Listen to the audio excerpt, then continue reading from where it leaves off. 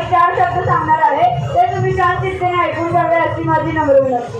सकल विश्वात जैन धर्माची ध्वजा फडकवणारे श्री शिरोमणी श्रेष्ठोत्तम गुरु चारित्री चक्रवर्ती अध्यात्मयोगी विसावे शतकाचे धर्मनायक श्री धर्मप्रवर्तक भास्कर परमपूज्य आचार्य जाती सागर महाराज या जैन धर्माचे योग प्रवर्तक म्हणून गाजले जातात. त्यांचे नामांकन होतात. प्रत्येक जैनाचे मस्तक आदराने झुकते. त्यांच्याबद्दल मी काही 4 शब्द सांगणार आहे. जाती सागर महाराज नसते तर हा विचार सुद्धा संपूर्ण शरीराचा हलका पुढवून टाकतो.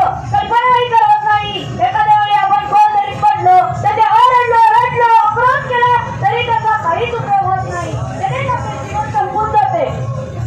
जाती सागर महाराज नसते तर डोळे असून पाहू शकला नसतो, पाय असून चालू शकला नसतो, चैतन्य असून अचैतन्य झाले असतो. त्यांच्या स्मृतीचे पुनरागमन झाले नसते.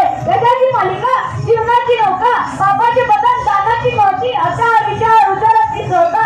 गृहस्थ धर्म आणि श्रमण धर्म त्याचबरोबर दशा यांचे मार्गदर्शन झाले नसते. जीवन जगण्याची कलाच आपल्याला समजली नसती. गुरु बिना कोण दाखविले वाट, गुरु बिना कोण दाखविले वाट. ज्याप्रमाणे सरोवरातील मधला बाहेर काढला तर तो तरफडतो, ओवरतो अथवा अग्नीला दिले तर तेल किंवा तूप ओतले तर ते जास्त झळकते. त्याचप्रमाणे सर्व जैन समाज अज्ञान व अंधकारात डुबला असता.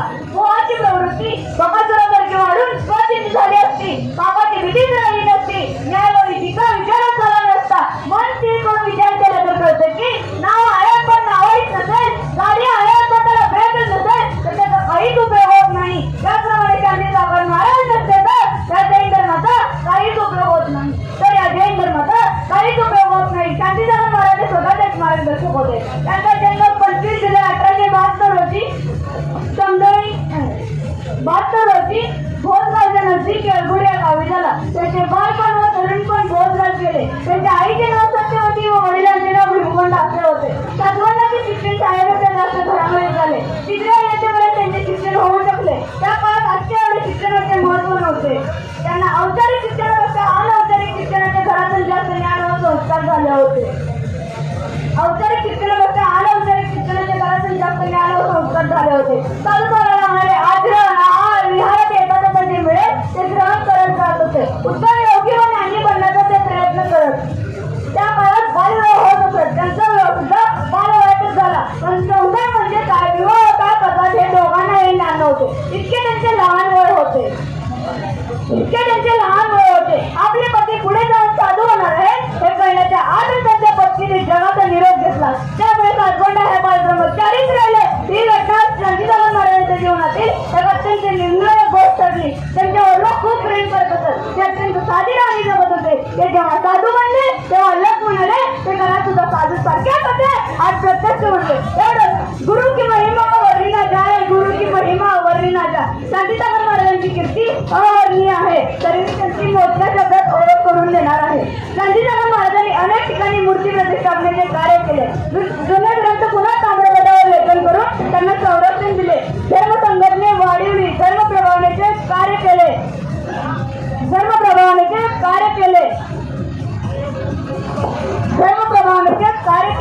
भारतात अनेक ठिकाणी मुनी विहारात बंदी होती. त्यांनी त्यांच्या संयम विरोध करण्याच्या बळावर सरकारकडून मान्यता मिळवून दिली.